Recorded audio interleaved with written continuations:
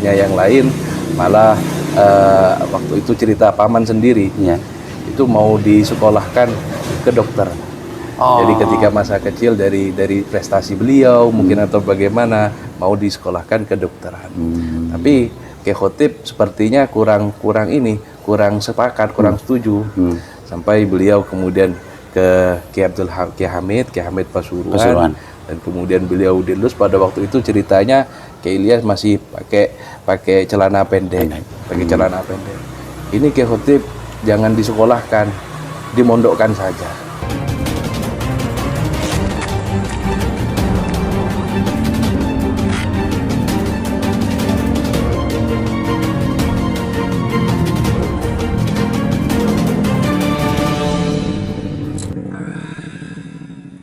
Assalamualaikum warahmatullahi wabarakatuh. Kembali berjumpa dengan saya Aliman Haris di acara Sandasan. Pemirsa, saya sekarang ada di dalamnya Kiai Ayub Ilyas, pengasuh pondok pesantren Miftul Ulum Congapen, Paterman Mudung, Kabupaten Bangkalan. Kita akan berbicara tentang masalah sejarah serta perjalanan dari pondok pesantren ini dengan beliau. Assalamualaikum Pak Kiai. Waalaikumsalam. Gimana kabarnya Pak Kiai? Alhamdulillah. Sudah lama nggak ketemu Pak Kiai ya? Pak Kiai sekarang masuknya hanya di sini ya, tidak keluar Pak Kiai ya? Di sini aja ngajar, ngurusi pesantren Pak Kiai. Ngurusi pesantren. Pak Kiai, sekarang saya banyak menggali cerita tentang masa sejarah pondok pesantren di mana-mana, dan dimulai mungkin hari yang di sini sudah keempat pesantren. Sejarah dari pesantren Miftul Ulum ini sebetulnya sejak dari muassisnya, sejak kapan dan macamnya, berbagi cerita biar masyarakat khususnya para alumni, karena kalau alumni mungkin tidak semuanya tahu tentang sejarah. Saya saja di pondok saya nggak tahu Pak Kiai. Mungkin ini bisa membantu juga mengingatkan para alumni dan juga masyarakat simpatisan di dari sini untuk mengerti tentang masalah sejarah, bagaimana dulu pondok pesantren ini didirikan dan bagaimana perjuangan dari para masyayikh dulu membangun Arempes alas Jareng Timur di Congapen kita bagi. Silakan bagi di muassisnya, siapa pendahulunya di pondok pesantren ini dulu. Terima kasih. Bismillahirrahmanirrahim. Sebelumnya selamat datang di Mas Aliman. Ini teman lama ini. Saking dari lamanya sampai ke sini tadi posang. Padahal sampai nelpon pemirsa. Takut keliru masuk. Memang dari dulu Mas Aliman sering ke sini dan sudah cukup lama bersilaturahmi dengan kita. Cuman baru kali ini cerita tentang pesantren. Alhamdulillah, ini satu-satunya dari YouTuber yang membuka sejarah pesantren khususnya di Madura, di Bangkalan. Diawali Bangkalan. Pesantren di Bangkalan itu semua saya rasa, dan memang ini ketika kemudian saya bertanya ke beberapa sesepuh, memang banyak berasal itu berguru pada Syekhona Muhammad Khalil bin Abdul Latif. Dan itu Situng Bungka. Dan itu juga Kiai Khotib sebagai penerus dari Kiai Ahmad Dahlan. Awalnya penerus Kiai Ahmad Dahlan. Iya. Kiai Dahlan sebagai orang tua dari Kiai Khotib itu adalah pendiri pondok pesantren ini kurang lebih 1871. Saya catat pondok pesantren ini menurut tulisan dan catatan sejarahnya didirikan tahun 1871. 1871 itu masa Afklarun bagi. Ya. Kalau di Perancis kegelapan ya. 1871 muassisnya Kiai Dahlan. Iya. Lanjut Kiai Dahlan. Setelah itu Kiai Dahlan ke sini hanya modelnya mengajar ngaji sorokan kepada, karena di sini masih belum ada seperti sekarang. Jadi masih babat alas pertama kali. Ompud Pak ya. Iya. Kan, waktu kecil saya pun masih nggak seperti sekarang. Iya. Ini di sini nih masih ompud sabar Pak ya. Sabar semua. Jadi waktu Kiai Dahlan ke sini memang masih kampung Pak ya, kampung banget di sini Pak ya. Mungkin belum bisa dikatakan kampung ya. Belum bisa dikatakan kampung karena pada saat itu pindah ke sini masih berupa alas ceritanya. Masih berupa alas. Di 1871 beliau hijrah ke sini, berasal dari sebelah kurang lebih 500 meter dari sini, dari rumah asal beliau. Pindah ke timur. Jadi asalnya Asalnya dari Anjun. Oh, Dari Anjun, Anjun ke terus Dahlan. pindah ke sini, hijrah beliau, terus kemudian mengajarkan apa namanya ya, ngaji, guru ngaji segala macam. Itu 1871. 1871 Kiai Dahlan. Kiai Dahlan. Dilanjutkan oleh beliau punya putra Kiai Ahmad Khotib. Kiai Ahmad Khotib itu ada 6 bersaudara, kami yang paling sepuh adalah Kiai Ahmad Khotib. 1920 beliau melanjutkan perjuangan ayahandanya. Jadi Kiai Khotib Kiai Dahlan ini mempunyai putra 6 bagi. Ya, 6. ya. Paling tua Kiai Khotib. Sebenarnya paling tua adalah yang sekarang ada di Sukolilo. Di Sukolilo di mana namanya? Labeng. Di Los. Ya, namanya Kiai Mukhtar. Oh, Ya. ini saudaranya Kiai Khotib. Saudara. Saya pernah nyampe ke sana bagi. Ya. Di Dehri, apa namanya, santrinya nama Dehri teman saya. Cimat Dahri. Iya. Ya, Cimat Dahri itu dia alumni LOS yang saat itu diasuh oleh siapa namanya, Ishak. Putranya berarti. Putranya Kiai Khotib. Kiai Khotib. Iya, Kiai Khotib punya saudara itu Kiai Mukhtar, cuman tidak punya keturunan. Tidak punya keturunan. Oh, ini yang putra Kiai Dahlan yang paling tua. Yang paling tua. Kiai Khotib yang pondok Moses pondok ini nomor berapa Ki? Nomor 2. Nomor 2 dari adiknya Kiai Mukhtar. Kiai Mukhtar. Ternyata kalau putranya Kiai itu, ya kalau istilahnya orang Madura itu, kalau pohon jatuhnya apa ya istilahnya itu? Lo jauh dari bungkana itu. Berarti Kiai semua. Pondok pesantren juga pengasuh pondok pesantren di Labeng. Di daerah Sukolilo, Labeng Mersaju itu putra pertama Kiai Dahlan. Lanjut lagi. Putra pertama dari Kiai Dahlan. Kemudian Kiai Dahlan meneruskan perjuangan ayahnya. Mulai saat itu beliau mengaji pada Kiai Kholil. Ini Kiai Khotib ini? Kiai Khotib. Oh, Kiai Khotib. Kiai Khotib mengaji pada Kiai Kholil. Syekhona Kholil ketika itu ya mungkin sezaman dengan Pramian sama Kiai Mas'ud. Kiai Mas'ud. Iya. Kemudian di Mancengan. Kiai Tolha. Iya. Iya. Itu mungkin sezaman bagi ya? Sezaman. Atau jangan-jangan satu kotak kan lagi. Kiai Haji Mas'ud pengasuh pondok pesantren Pramian, Kiai Tolha pondok pesantren Atul Hawiyah. Ya, Kiai Atul Hawiyah itu di Mudung.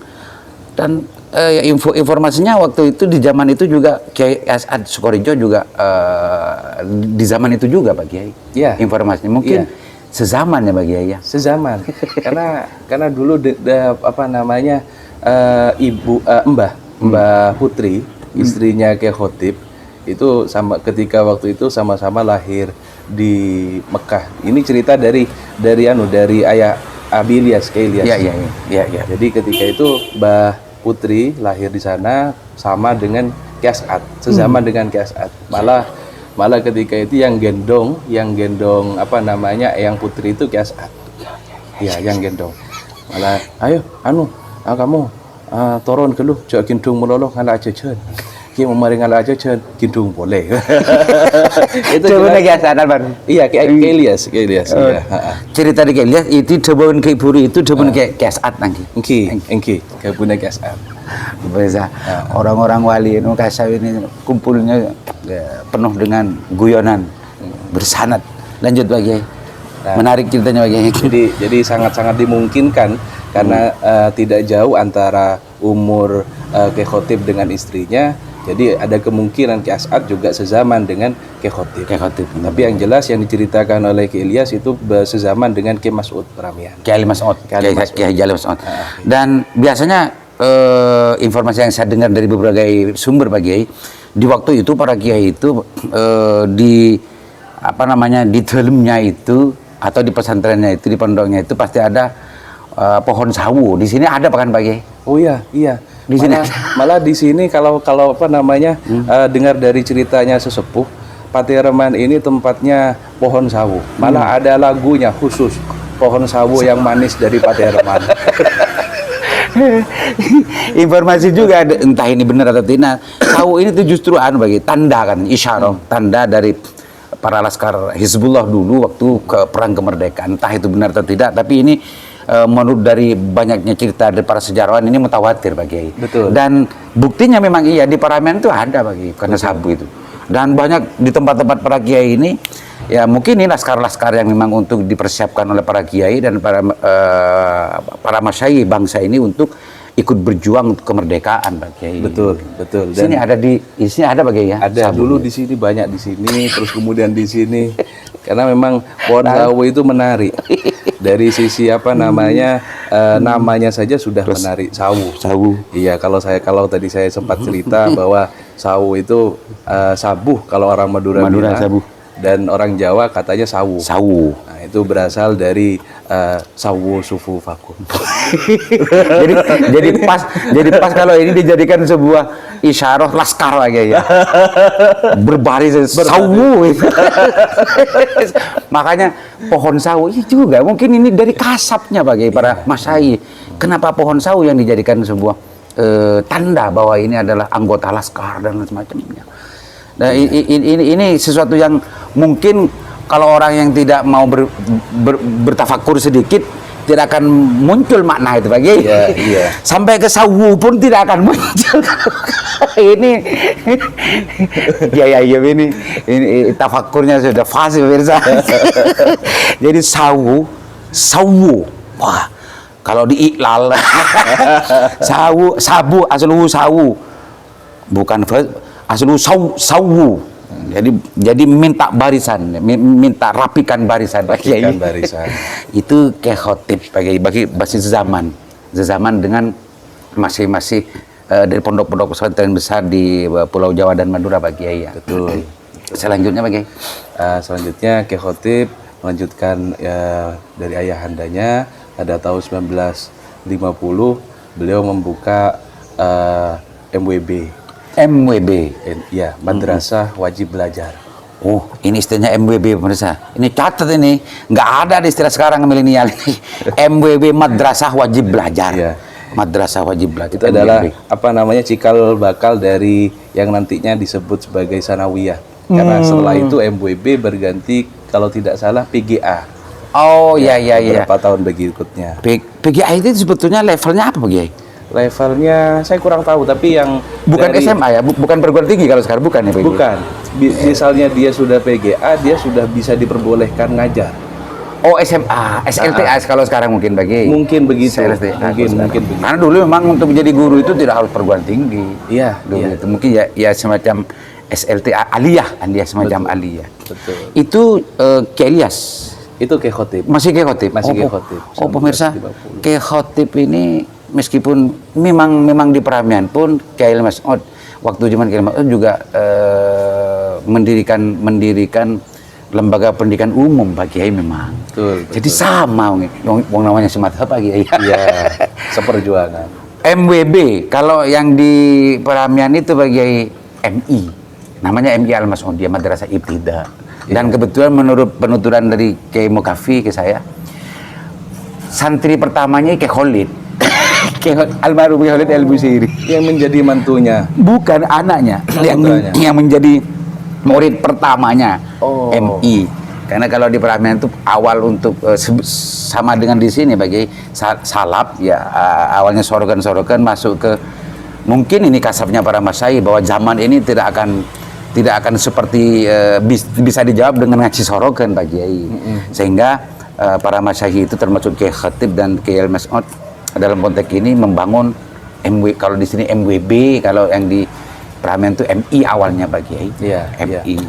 MWB itu Kiai Khatib Pak Kiai ya? Iya, Kiai Khatib. Dan saya sempat mencatat waktu itu tahun 50-an. Dan kemudian berganti PGA, Pendidikan Guru Agama, itu pada tahun 1967. Yang kemudian akan bermetamorfosis menjadi sanawiyah tahun 83. Waktu itu Pak Kiai ya, pondok-pondok pesantren masih salap semua Pak Kiai ya. Masih salap. Salap semua di tahun-tahun itu. Kalau mondok itu ya pasti ya hanya ngaji sore kan Islam Safina, takrib dan lain-lain sampai ke atas Pak Kiai ya. Tidak belajar umum waktu itu. Betul. Dan di sini sudah membuka itu dengan peramian di waktu itu, tahun itu. Kayak khotib Pak Kiai ya. Betul. Sistem pendidikan yang lebih bagus. Kan kalau yang di sini ini karena saya ini pemirsa, saya ini kebetulan bertetangga desa dengan Pak Terman ini. Ini Congaben kalau istilah orang desa saya ini Congaben, desa Pak Terman. Banyak teman-teman saya memang bersekolah ke sini dulu. Oke, kalau MI-nya itu masih jalan kaki dari Bentu bagi teman-teman ke sini. Ke sini semua. Kalau ini jaraknya kurang lebih 3 kiloan bagi ya, 2 kilo 3 kiloan. Kalau dari sana ke sini. Ini dulu sampai lulus 6 tahun dari sini. Ini dilakukan per hari. Paginya ke sini, siangnya sekolah madrasah lagi di sana. Gitu kalau dulu mirsa ya di Congaben ini. Jadi MWB itu dulu yang digagas dan juga didirikan oleh Kiai Khotib Pak Kiai ya. Betul. Kiai Khotib. Kedahlan tadi itu ketua Kiai Khotib sampai mungkin dari kasafnya beliau lah. Kasafnya beliau bahwa perkembangan zaman ini tidak bisa dihadapi dengan hanya proses pendidikan yang hanya sorkan langkeren saja. Penting untuk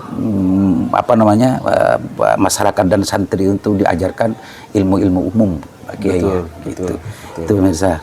Ini kalau nggak difikirkan ini dianggap biasa-biasa saja, tapi itu hasil zuhudnya para kiai dulu. Betul. Lanjut Pak Kiai. Dan melihat dari kebutuhan saya rasa ya, karena ketika itu banyak dari guru-guru itu ngimpor dari Jawa. Makanya di daerah sini ini banyak orang yang keturunan Jawa. Keturunan Jawa. Ya karena memang mengajar di daerah Bangkalan bagian selatan. Madura. Juga masuk mengajar di MWB tadi itu. Betul, mengajar MWB. Kemudian dari lulusan MWB itu yang dari orang pribumi asli itu juga ikut mengajar nantinya. Oh, ini pemirsa. Ini kalau coba renungan sebentar saja apa yang dijalankan Kiai Ayub ini. Bahwa Kiai Khotib ini membuat MWB ini justru menggerakkan banyak orang. Bahkan perjuangannya mengimpor orang-orang yang dianggap ngerti untuk ngajar di sini Pak Kiai. Itu pemirsa. Jadi perjuangannya tidak hanya nunggu. Perjuangannya itu memang betul-betul sempurna pemirsa kalau dibanding dengan orang-orang seperti saya hari ini. MWB mengimpor banyak orang karena makanya di Pateran banyak orang Jawa Pak ya. Betul. Keturunan Jawa. Itu asarnya Kiai Khotib lagi. Iya. Raja min asharil Kiai Khotib pemirsa. Dalam memperjuangkan pendidikan di sini dan pesantren di sini. Iya ini menarik pemirsa. Ini sangat luar biasa. Mungkin ini di sini memang mercusuarnya kalau di daerah Modung apalagi dari Kedundung ke beberapa desa di daerah sebelah timur Modung ini memang di sinilah kiblat keilmuan sebetulnya di waktu itu. Karena banyak dari desa Sabit dari sekitar desa sini sampai ke Noreh pagi ya. Ya, ngajinya ya ke sini, ngajinya ke Congaben ini. Maka di sini ada kiblat dulu pemirsa. Itu Kiai Khotib Pak Kiai ya. Iya. Silakan lanjutkan cerita selanjutnya Pak Kiai. Nah, kemudian setelah itu dari tahun 1955 itu Kiai Ilyas lahir. Terus kemudian beliau dimondokkan. Jadi ketika itu beliau Kiai Ilyas adalah putra dari Kiai Khotib 13 bersaudara. 13 bersaudara. Alhamdulillah 13 bersaudara. Iya. 13 bersaudara itu yang bungsu itu adalah Kiai Ilyas. Nah, melihat dari kepiawaian mungkin terus kemudian dari intelektual Kiai Ilyas saudara-saudaranya yang lain malah waktu itu cerita paman sendiri itu mau disekolahkan ke dokter. Jadi ketika masa kecil dari prestasi beliau mungkin atau bagaimana mau disekolahkan ke dokteran. Tapi Kiai Khotib sepertinya kurang sepakat, kurang setuju. Sampai beliau kemudian ke Kiai Hamid Pasuruan. Dan kemudian beliau dilulus pada waktu itu ceritanya Kiai Ilyas masih pakai celana pendek. Ini Kiai Khotib jangan disekolahkan, dimondokkan saja. Nanti pulang itu dari daunnya Kiai Hamid. Kiai Hamid. Yang kemudian nantinya Kiai Hamid juga mengikat tali kekeluargaan berbesanan dengan putra dari Kiai Hamid Pasuruan, Abi Ilyas. Iya. Pemirsa, ternyata ini daunnya dari Kiai Hamid. Kiai Hamid Pasuruan ini banyak masyhur hari ini itu karena beliau sudah wali, aulia, bahkan ada yang bilang bahwa beliau itu adalah wali abdal. Tapi kurang tahu kita, tapi ini masih banyak orang yang bicara begitu. Dan Kiai Ilyas Khatib itu ada isyarah dari Kiai Hamid kepada Kiai Ilyas itu mendapat isyarah dawuh dari Kiai Hamid Pasuruan kepada Kiai Khatib. Betul. Agar tidak disekolahkan, tapi dimondokkan. Ini kalau bahasa nareng metu dan reng congapeun kan isyarah itu meneruskan pesantren gitu ya. Kurang lebih begitu, kurang lebih. Jadi setelah itu beliau hanya mondok di Sidogiri, kemudian beliau melanjutkan ke Buduran, baru sempat ke Malang, lalu ke Mekah. Dan ke Mekah. Setibanya dari Mekah tahun 82 itu beliau kemudian menggantikan Kiai Khatib yang sudah sepuh. Pada waktu itu 84 Kiai Khatib wafat. Pemirsa, tahun-tahun itu saya sudah dilahirkan. Saya lahir tahun 1975, tapi tidak mengerti. Tapi kalau Kiai Ilyas Khatib ini setiap ada pengajian, imtihan dan lain macam, ada setiap kegiatan masyarakat di sekitar desa di Sari ini pasti ngundangnya beliau. Dan makanya saya kenal beliau, tahu beliau, kiprahnya beliau di berbagai macam kesempatan. Kalau tidak ngundang Kiai Ilyas, kayaknya tidak sah gitu loh acara itu. waktu kecilnya saya itu apa perbincangan dari orang-orang di sekitar saya di desa saya. Seperti itu, kalau tidak ngundang Kiai Ilyas, kayaknya tidak sah acara itu. Nah, mungkin begitu kuatnya sanad keilmuan. Ya. Itunya Pak Kiai. Ya ini nyerapnya daunnya Kiai Hamid ini. Salah satunya Pak Kiai. Iya. Tahun 1982 Pak Kiai ya. Kiai Ilyas ke sini. 1984. 1984 Kiai Khatib wafat. Lalu utuh pesantren ini diasuh oleh Kiai Ilyas. Sampai di zamannya beliau kan ini saya menjadi bagian dari saksi juga Pak Kiai. Kan progresif Pak Kiai. Perkembangan pesantren ini dari awalnya biasa saja, kotakan biasa saja, dan setelah diasuh oleh beliau ini kan perkembangannya akseleratif, sangat luar biasa. Betul. Cepat gitu ya, cepatnya sangat luar biasa sampai pendidikan yang dikembangkan oleh di saat Kiai Ilyas itu apa saja Pak Kiai? Saya rasa itu juga timing ya, saya rasa. Karena ketika itu adalah waktu-waktu transformasi dari pesantren kemudian dengan sistem yang lebih baik, dengan pengambilan sistem pendidikan yang lebih baik. Dan pada saat itu tahun 90-an dan kemudian Gus Dur menjadi presiden, itu baru kemudian sepertinya banyak pesantren yang kemudian ingin mengembangkan sistem pendidikannya, bukan hanya di di pengajian kitab, tapi juga di ilmu-ilmu umumnya. Kalau di saat itu belum Pak Kiai. Kalau di tahun-tahunan itu 82-an itu belum Pak Kiai. Gus Dur itu tahun 98, 99, 2021 lengser. Karena saya termasuk pejuang. Ingat banget saya kalau Gus Dur. Nah, setelah Gus Dur jadi memang kayak berlomba-lomba pesantren ini. Betul.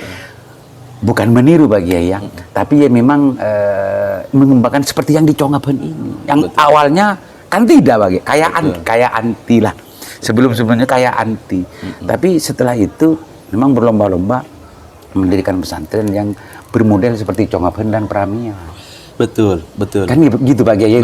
Mohon maaf pemirsa, dikoreksi kalau saya ini kesimpulan lebay saya atau gimana kurang tahu.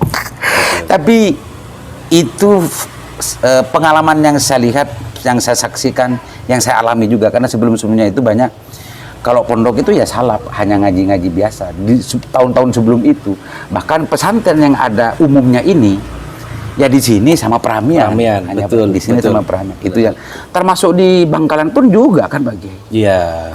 Masih banyak yang salaf-salaf Bagi. Masih banyak yang salah.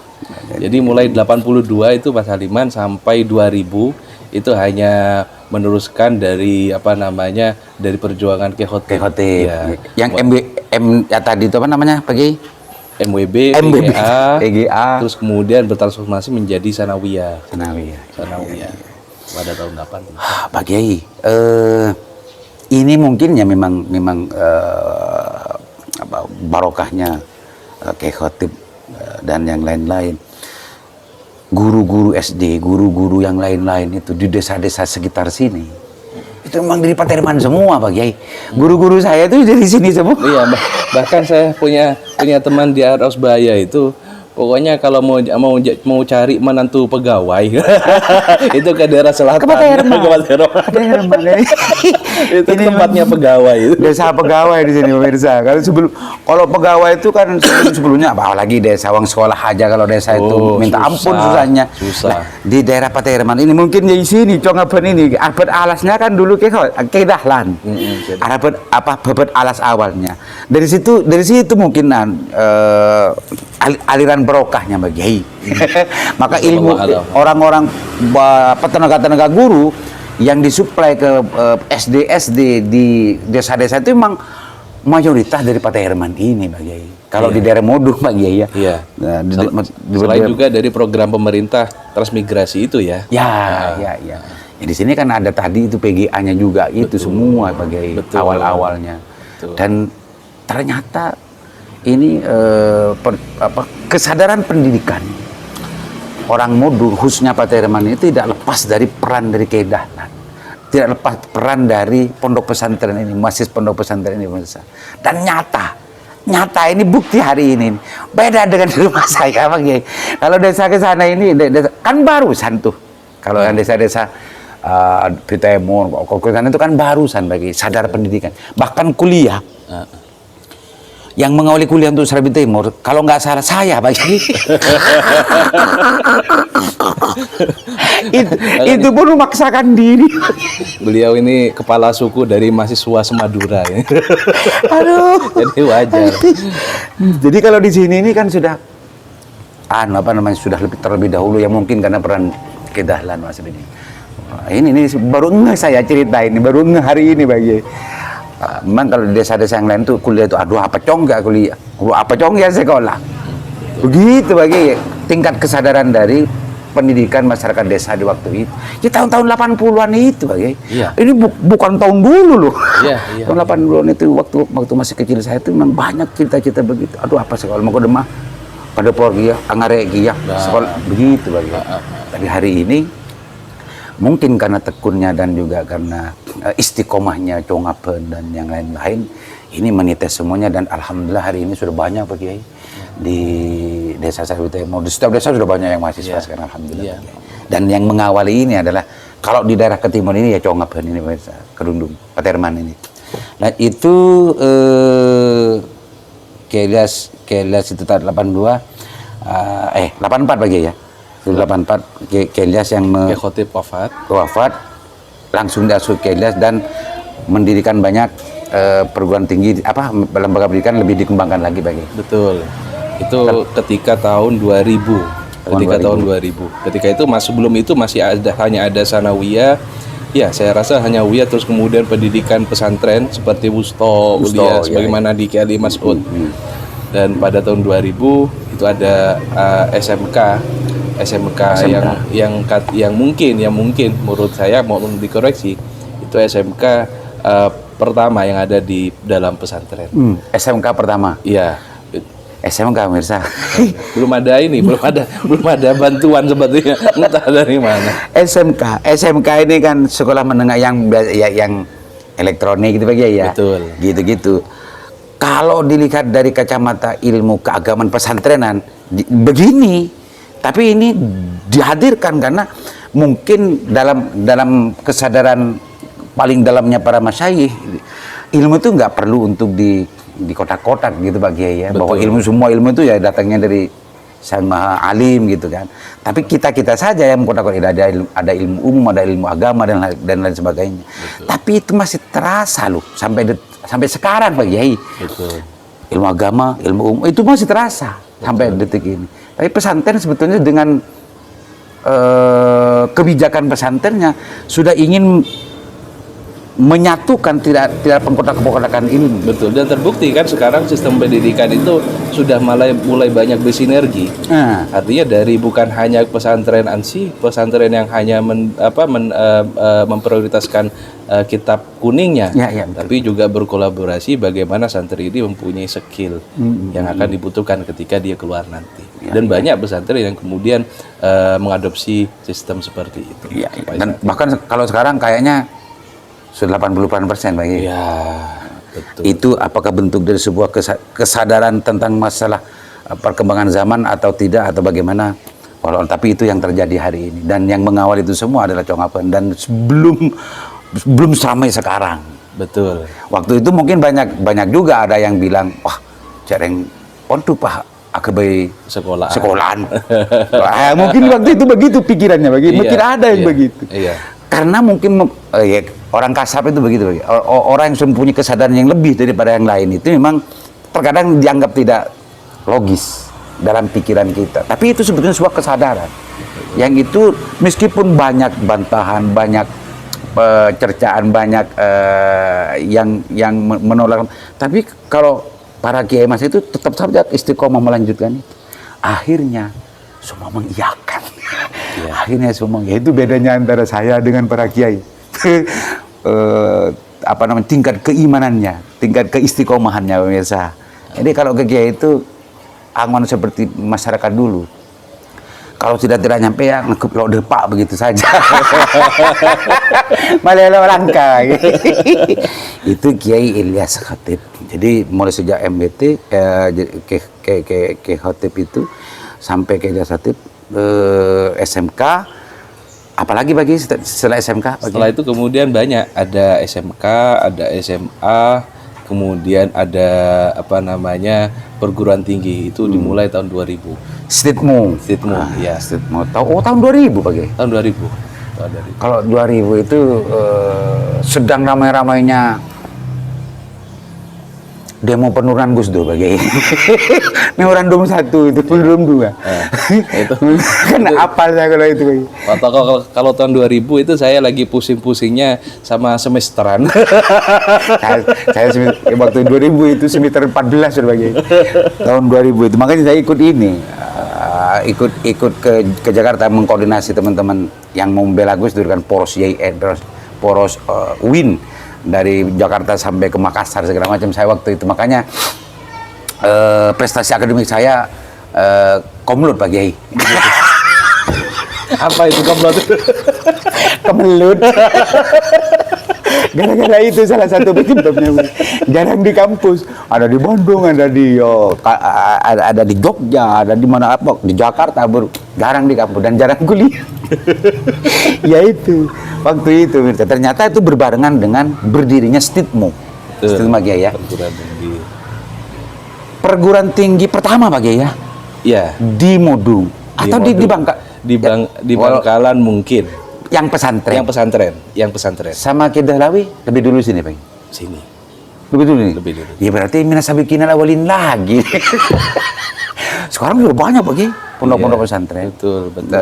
Di Modungnya sudah ada 2. Ada 3. Oh ada 3 Pak. Gimana katanya? Oh ya di Modung Pakong ya.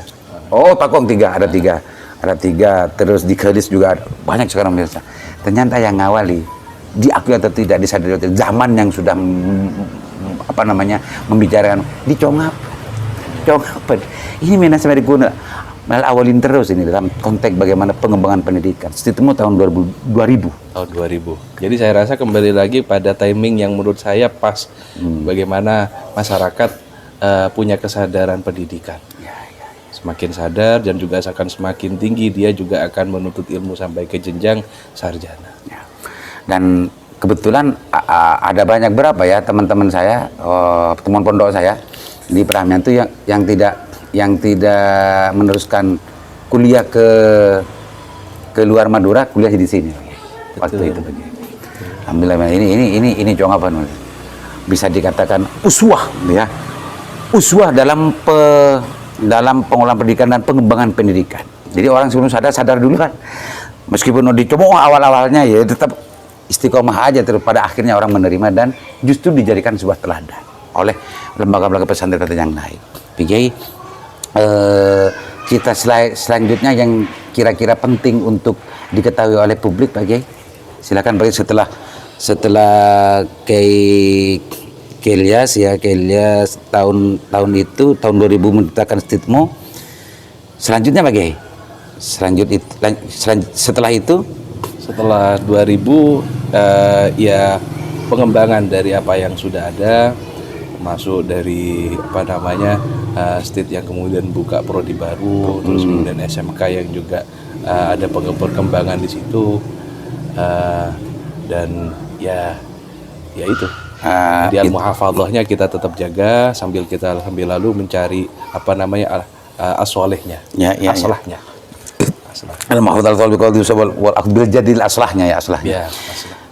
Pak Kiai itu masih dalam asuhan almarhum Kiai Ilyas itu sampai tahun 2018 beliau wafat. Tahun 2018 almarhum Kiai Ilyas Khatib merupakan pengasuh yang ketiga pondok pesantren ini dipanggil oleh Allah SWT wafat dan sekarang digantikan oleh putranya yang nomor berapa? Saya nomor 2. Ya, saya nomor 2. Kiai Ayub sudah 5 tahun 2018, 2020, 2021, 22 4 tahun bagi 4 tahun, kurang lebih 4 tahun meneruskan apa yang sudah diawali oleh Kiai Dahlan, Kiai Khatib, Kiai Ilyas dan Kiai Ayub hari ini. Masih ingin mengembangkan apa lagi bagi di Miftul Ulum bagi? Ya, untuk pengembangan ya masih kita perlu mencari sistem pendidikan yang baru tentunya, tidak terlalu terkungkung dengan formalitas, karena kalau kita lihat beberapa tahun terakhir perkembangan itu pendidikan sangat masif. Kita melihat wajah baru pendidikan itu ketika terjadi corona, saya rasa. Terjadi corona, orang-orang sepertinya pendidikan ini sudah tidak lagi membutuhkan bangunan tertentu, tidak lagi membutuhkan orang mungkin tertentu, tapi dia mau apa dan apa yang dia inginkan itu hanya dengan melalui teknologi yang katakan sampai sekarang. Makanya anak-anak kemudian belajar melalui Zoom segala macam. Dan saya rasa suatu saat pendidikan itu tidak perlu tempat. Itu yang masih sekarang dipikirkan ya. Bagaimana pola yang pas untuk bagaimana membangun sebuah sistem pendidikan yang pas dengan zaman hari ini. Betul. Dengan kejadian corona kemarin gitu ya. Betul. Ternyata transformasi ilmu itu tidak harus langsung ketemu, meskipun katanya para masyayikh, para kiai itu lebih afdolnya itu memang langsung talqin bagi. Maka ini ada sedikit pergeseran dari sistem pendidikan yang kita anut dan sistem pendidikan yang akan diadopsi suatu saat. Tapi bagaimanapun sistem pendidikan pesantren saya rasa harus tetap dilakukan. Al-muhafadzahnya tetap harus. Jadi talaqqinya bagaimana kita belajar mengaji melalui Zoom. Biar barokahnya tidak hilang bagi. Minimal bukan tidak hilang, tapi minimal tidak kurang. Betul. Kurang barokahnya karena belajar langsung pada kiai, langsung ituin ajong baca itu lebih masuk masuk daripada kita dituntun oleh sistem yang ada di sini. Betul. Dan itu dirasakan dengan sebuah cerita, saya rasa yang sampai sekarang saya masih teringat. Jadi bagaimana seorang ketakdiman kita sebagai santri kepada guru, itu adalah sebuah cerita dari ayahanda, dari Abah Kiai Ilyas. Pada saat itu beliau mondok di Sidogiri pada zaman Kiai Kholil. Kiai Kholil sepuh. Ketika itu beliau waktu mondok beliau sowan ke Kiai Kholil. Saya setelah ini Kiai, setelah mondok saya mau kuliah. Saya mau sekolah. Jangan Jong, jangan sekolah dulu. Tunggu, tunggu aja, jangan sekolah sekarang, nanti aja sekolah itu. Nanti kalau saya sudah mati, sekolah itu gampang nang. Coba nak boleh. Kata Walid. Hasil ya, karena itu dawuh seorang guru, jadi mau tidak mau harus dipatuhi. Ini bukan sebuah kepastian, tapi adalah sebuah ketakdiman, sebuah ketakdiman. Di samping beliau ingin juga punya pengalaman baru, mungkin atau bagaimana, ya kayak dia muda waktu itu. Terus kemudian karena beliau sudah menunjukkan nanti kalau sudah saya meninggal, kamu sekolah itu gampang. Ketika Kiai Khalil wafat, beliau ingin melanjutkan ke Mekah.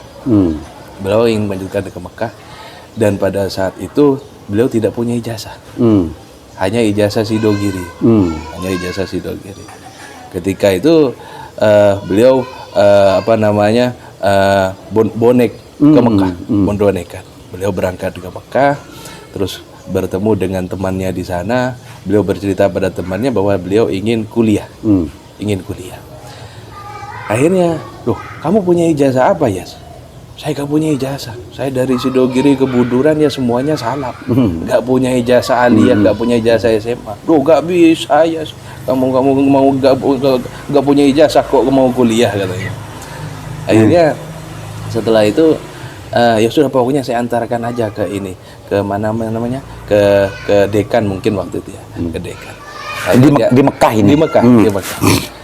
Ketika itu diantarkan sama temannya, beliau antri.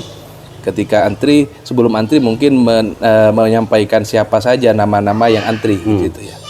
Nah, ketika itu dekan langsung memanggil Ilyas. Akhirnya, loh, semua yang antri itu, yang duluan antri malah menoleh ke Ilyas. Kenapa kok panggil duluan? Ilyas, masuk. Ketika masuk, buka pintu, ini cerita beliau. Ketika buka pintu, rektornya itu mendekap ayah. Alhamdulillah. Akhirnya sekarang saya ketemu sama cucu guru saya. Kayak Ilyas kaget. Heran, kenapa kok guru saya? Memangnya orang tua saya gak pernah ngajar sampean kan begitu. Lawang namanya di desa. Alhamdulillah. Kamu Ilyas? Iya Pak Kiai. Ilyas bin Khotib? Iya Syekh. Khotib bin Dahlan? Iya Syekh. Alhamdulillah, dipeluk lagi. Berulang kali itu dilakukan oleh rektor. Ternyata ketika selesai saking bunganya ketemu dengan gurunya Syekh tadi, beliau mendapat rekomendasi khusus untuk kuliah di Ummul Qura, dan usut kenapa begitu gembiranya Syekh tersebut, itu karena ada kesalahan paham. Kesalahan pahamnya, jadi Syekh itu ketika itu pernah mengaji kepada Kedahlan. Pernah mengaji ke Kedahlan. Kedahlan pendiri Muhammadiyah. Oh, ya Allah,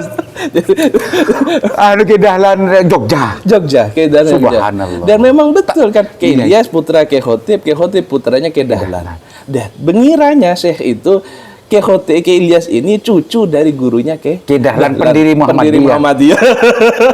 Ternyata ini tasbih Sibeh Sibeh dengan sama-sama Kedahlannya. Iya, sama-sama Dahlannya. Akhirnya dipeluk beliau. Alhamdulillah, saya ketemu dengan cucu guru saya. Padahal gurunya Kedahlan. Nah, ini mungkin anunya tadi itu ya. Betul, kembali lagi kepada tadi isyarah Sidogiri. Jangan nak gampang sekolah itu, nanti kalau sudah saya meninggal kamu boleh kemana saja. Dari situ Kiai Ilyas masuk Ummul Qura tanpa ijazah. Mirsa, ini cerita, ini bukan dongeng, ini cerita ini sejarah. Kalau dalam istilah hadis itu ini mutawatir dhabit, yang bicaranya adalah putra beliau, dan yang mengisahkannya adalah langsung dari beliau.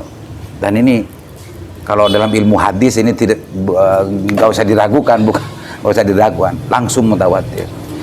Ini salah satu bukti bahwa banyak kehidupan ini berjalan di luar rasionalitas. Betul. Sebagai ya, alhamdulillah cerita yang terakhir ini sangat luar biasa sebagai. Ini mungkin orang-orang yang menuhankan rasionalitas, menuhankan kepintaran. Mungkin tidak banyak yang terpercaya, tapi ini realitas loh. Ini realitas. Karena dia tawaduknya dan ikramnya terhadap guru dan kiainya. Meskipun di waktu itu punya keinginan untuk sekolah dan macamnya, Kiai Ilyas mengendalikan rasa itu karena ikram kepada guru, akhirnya seperti cerita barusan Mirsa. Tanpa diduga-duga. Dan salah. Itu cara pangeran, cara Tuhan untuk bagaimana Kiai Ilyas ini bisa masuk ke ini. Kalau jalan biasa-biasa saja, jadi tolak misalnya. Kamu tidak mencukupi syarat, gitu. So, tidak mencukupi syarat. Oh, nang ke Mekah. Uang syaratnya masuk gitu harus punya ijazah. Padahal yang dipunya ijazah salam semua. Keyakinan dari guru barokahnya ini nih Mirsa. Ini yang sebetulnya yang penting hari ini itu untuk sering-sering diceritakan kepada banyak orang agar kita itu tidak terlena dengan kecerdasan akal yang berhimpitan dengan keculasan ini Pak Kiai. Oke Pak Kiai, barangkali ada hal lain yang ingin disampaikan kepada pemirsa Candasan Pak Kiai? Saya rasa cukup lah. Gitu Pak Kiai ya? Iya. Terima kasih banyak Kiai Ayub atas kesempatannya. Saya merasa terhormat sekali diterima dengan baik di sini, dan mudah-mudahan cerita-cerita barusan yang sudah keluar dari beliau ini bisa menginspirasi banyak orang dan juga bisa menambah referensi bagi khususnya alumni Chongaphen dan juga simpatisan dan masyarakat Madura khususnya yang pernah berafiliasi ke Pondok Pesantren Miftahul Ulum Chongaphen Patereman Bangkalan ini. Dan mudah-mudahan cerita-cerita yang barusan tadi itu yang belum sempat mendengar bisa menginspirasi, bisa dijadikan sebuah bahan tadabbur dan tafakur bahwa kehidupan ini tidak bisa hanya dimusnadkan kepada kecerdasan berpikir. Ada kudratullah yang bekerja, tidak hanya sunatullah Pak Kiai. Ada kudratullah yang sering bekerja. Itu pemirsa, itu keunikan dari nalar pesantren, itu keunikan dari logika-logika pesantren yang sering tidak logis tapi itu nyata. Mudah-mudahan manfaat. Assalamualaikum warahmatullahi wabarakatuh.